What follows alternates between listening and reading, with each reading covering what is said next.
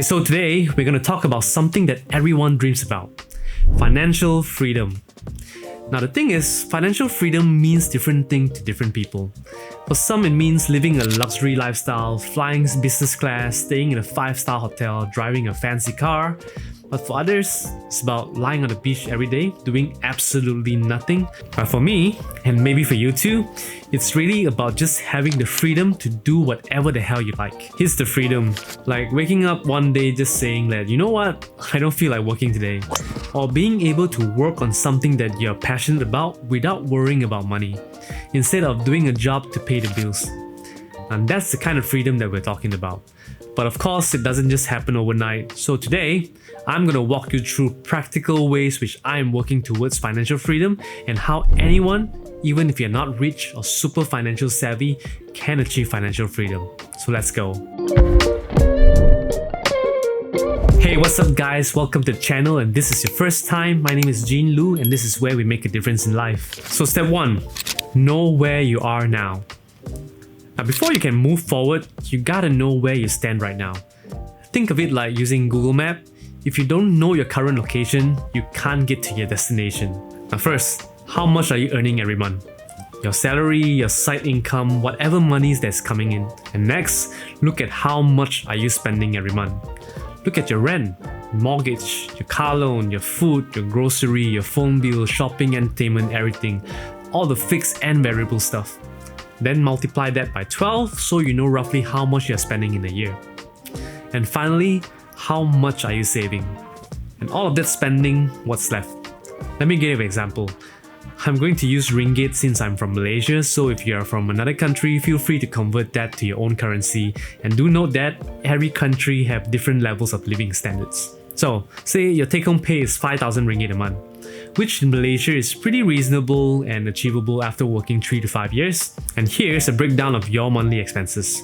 Your rent, 1,200 ringgit, your car loan, 800 ringgit, food, groceries, maybe 1,000 ringgit, leisure and entertainment, another 1,000 ringgit. So you're spending around 4,000 ringgit a month, and that leaves you with 1,000 ringgit of saving every month. So in a year, you could have saved up around 12,000 ringgit. Now that sounds decent, but usually we always overspend, especially if you don't track your spending closely. There might be some emergency expenses, car repairs, unexpected vacation. There's always something unexpected that will happen, at least in my experience. So if you think you're saving, you're actually not. And at the end of the year, you're probably only saving 5 or 6,000 or even less. And if you're saving that amount for 10 years, that's only 50 to 60,000. It's not going to help you reach your financial freedom anytime soon. So that's the first step.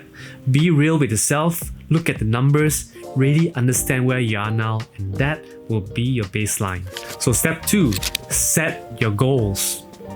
So now that you know where you are, let's talk about where you want to go. What's your dream lifestyle? Now we are not talking about buying a private jet and traveling around the world, living in a giant mansion. Be realistic. We're talking about financial freedom here, not becoming the next billionaire, because that is a whole new different goal. So ask yourself, how much would it cost you to live your ideal lifestyle? Now think about your rent, or mortgage, your food, your transportation, insurance, travel, maybe some entertainment or shopping. And let's say to live comfortably, you need at least 8,000 ringgit per month. And that's 96,000 ringgit per year. And remember this figure because we're going to use this figure as an example for this video. And we'll also leave out inflation for now. Now imagine if you didn't have to work for that money. What if this 8,000 ringgit came from passive income every single month from your investment or your business? And that's where you can say you're financially free. But we also need to know how much we need to actually invest to achieve a passive monthly income of 8,000 ringgit.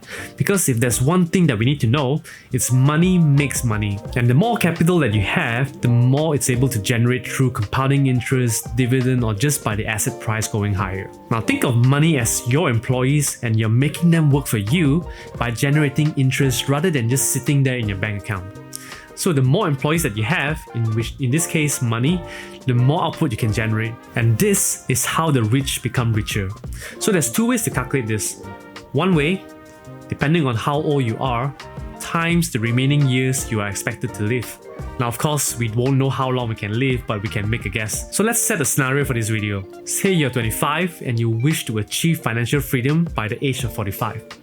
And you're expected to live another 40 years till you're 85. So let's use 96,000 times that with 40 years, which will be 3.8 million. It's a big number, I know, but that's a realistic number that you need if you don't want to work another day in your life after 45. Now, of course, this doesn't factor in any interest that you might gain from your investment, so let's look at how much we actually need to invest in order to generate a monthly return of 8,000 ringgit. Now, fixed deposit in Malaysia gives an average return of around 3% per annum, while the S&P 500, the US index, give an average annual return of around 10 to 12% historically. So let's take an average that we are able to achieve if we are putting some money in fixed deposit, in dividend stocks, or even money market fund and the S&P 500, the safe side will be around 5% per annum. So in order to achieve 8,000 ringgit per month, we need to take 1,950,000 times that by 0.05%, and that will equal to 97,500. And you take that number, divide by 12 months, and should come up to around 8,125, which is pretty close to 8,000. So 1,950,000 is what we need if you want to gain the interest of 8,000 ringgit per month. So now that we have a far end of the spectrum, which is 3.8 million on the high side and the lower end of 1.95 million at the lower side, let's take the middle between the two, which is around 2.9 million. And let's round it up to be 3 million, and that would be the ideal number to set as a goal. Now, this number also could factor in some inflation and any unexpected spending, and also as a buffer if you want to invest something in the future. So hitting 3 million will be the goal, and you have 20 years to achieve it before you're 45. Now, I know what you're thinking. How the hell am I going to get that 3 million by 20 years?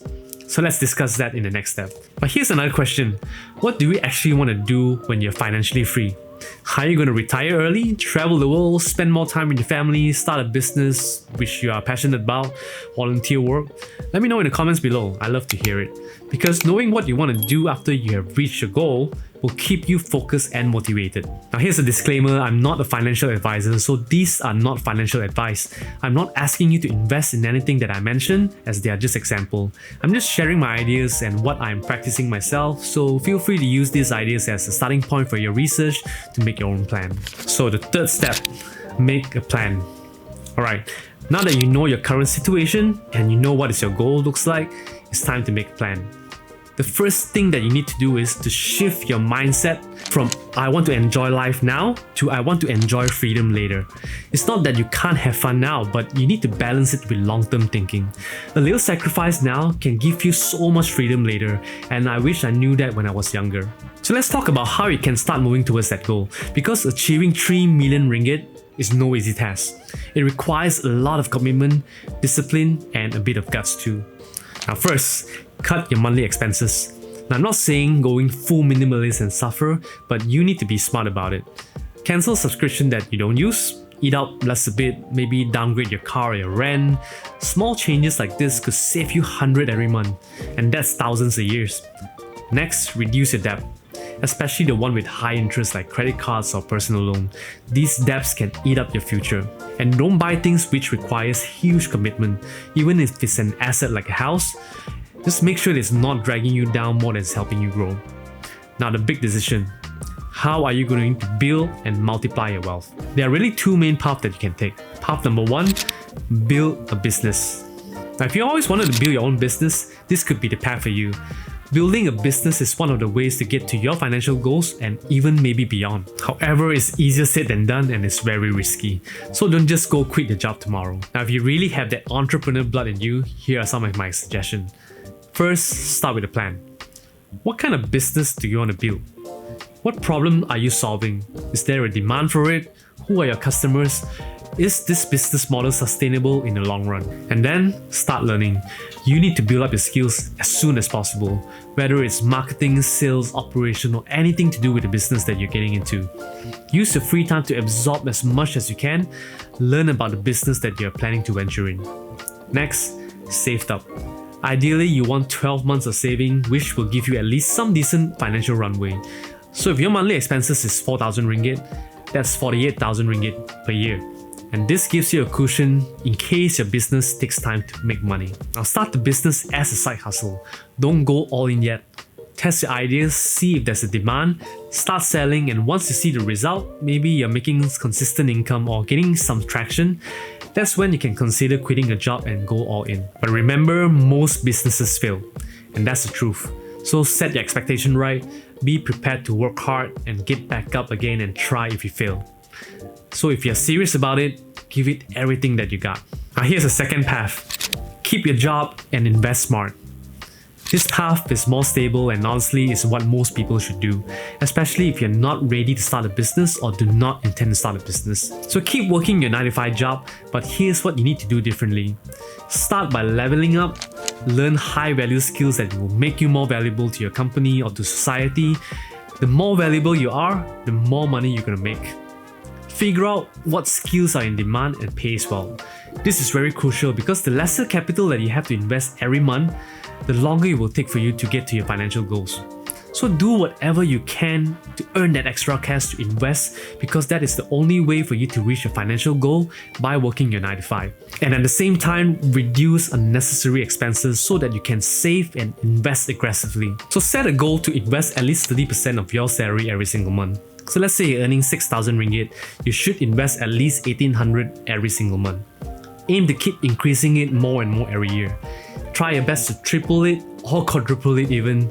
I know it'll be very tough in the beginning, but as you have more and more money invested, you will start to see the snowball effect of your money compounding.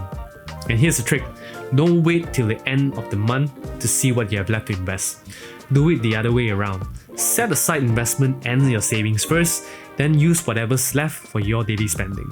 Adjust your lifestyle and expenses according to what's remained. So just try your best to find as much extra money as you can to invest and invest aggressively.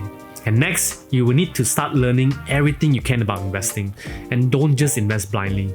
Understand thoroughly on what you're investing in. You need to put in the work to learn and be as informed as possible. There's no shortcut when it comes to investing. Our goal here is to invest aggressively, but also understand the risks at the same time. Whether it's the stock market, commodities, crypto, or real estate, investing can be risky, but if you know what you're doing, it can serve as a great advantage. Now, my preferred investment vehicle is the US stock market and crypto, so I'll be using those two as an example. But I'm not asking you to buy or invest in any of these assets that I mentioned, as nothing is guaranteed. So do your own research and only invest on what you can afford to lose. Now, when it comes to investing, we need to diversify. Don't put all your eggs in one basket. And the allocation will be depending on your age and risk tolerance. So the younger you are and you have a good stable job, you can allocate more in high risk investment as you can afford to lose and have time to recover. The same goes for the opposite. And here's a general breakdown that I would use. Now, I'll split it into 3 buckets. Now, the first bucket will be the low risk bucket, about 20 to 30% of your capital. And this would be fixed deposit or money market funds. This will give you around 3 to 4% return per year. Not exciting, but it's safe. This is great for your all emergency funds or long-term savings to beat inflation, better than just having your money sit in the bank. And let's say you put 10,000 into the money market fund at 4% return of interest. That will give you 400 a year. Compounding that for 10 years, your 10,000 ringgit will become 14,000 ringgit 802, generating you 4,800 ringgit in interest just by doing nothing. Not too bad. Now, the second bucket is medium risk. Maybe like 30 or 40% allocation of your capital. I personally like dividend stocks or index fund like the S&P 500. The S&P 500 gives you about 10 to 12% return per year historically. Now, that doesn't mean 12% every year because the market will have its up and down every single year. Sometimes even down 50% in its price during a bear market. But throughout the long term, the price tends to recover and go even higher. So if you can hold it for the long term, around 10-20 years, you should see an average return of 10 to 12%. Now, for example, if you invested 10,000 ringgit every year into the S&P 500 ETF and it grows 10% every year, in 20 years, your share value could increase to 410,000, making a return of 210,000 in profit. Not too bad, but not enough to retire yet. And this comes to the third basket, the high risk investment. I would say around 30 to 40% depending on your age and your risk tolerance. And this is assets like Bitcoin, crypto, or high growth stocks like tech stocks. And this is where you could make most of your return and also life-changing wealth.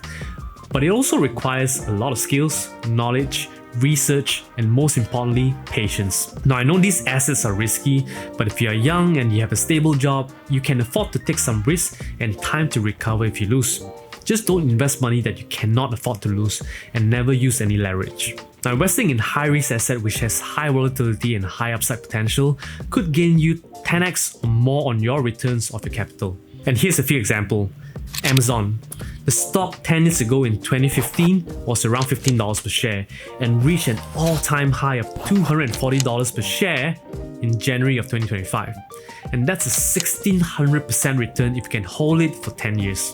Now, second stock, Nvidia, everyone's favorite tech stock, went from $3 in 2019 all the way to $150 in 2025. And that's a 5100% return if you can hold a stock for just 6 years. And Palantir, another popular growth stocks, which has great cash flow and a growing business in the AI space, went from $5.80 in 2023 all the way to $125 in 2025. And that's a 2100% increase in just 2 years. And a more extreme example, Bitcoin, my favorite, went from $162 per Bitcoin in 2016 all the way to $109,000 per Bitcoin in January of 2025.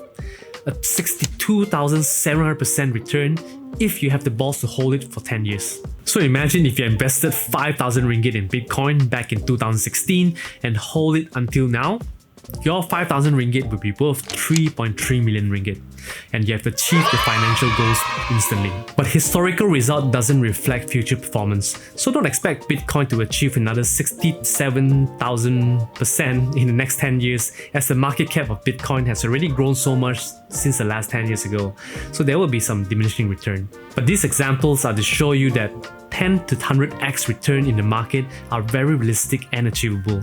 It happens time and time in the market. So the key is to research and identify which asset has the highest probability to make the highest return. Now, of course, in hindsight, it seems obvious because it has already happened. But just imagine back then, who would have known this asset would have such a large return? And historical result doesn't reflect future performance. So who would buy it back then without knowing these assets are going to increase so much in the future? No one has a crystal ball, so the only thing that we can do is to research and study the asset that catches your attention, form a thesis on what the future might hold for this asset, and once you're confident enough, buy it with conviction and hold it through the ups and downs, because great assets has a probability to recover and go even higher after every market crash. Now again, there's no guarantees, but we can at least make an educated guess and manage our risks in case it didn't turn out as expected. Now there are pros and cons of investing in these high growth speculative assets. The pros is this asset has a lot of growth and upside potential. It could generate 10 or even 100x return in years to come. But the con is these assets are new and has high volatility, meaning that it could crash 40, 50, even 80% during a bear market, even the possibility of going to zero.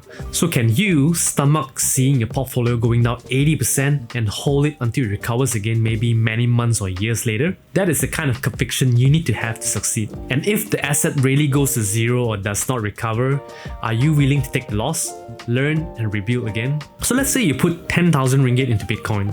Now worst case, there's a big flaw in the Bitcoin blockchain system and the price crashes 90% and never recovers again. The worst, you would have lost 9 to 10,000 ringgit, life goes on, you learn, you rebuild your capital with your job.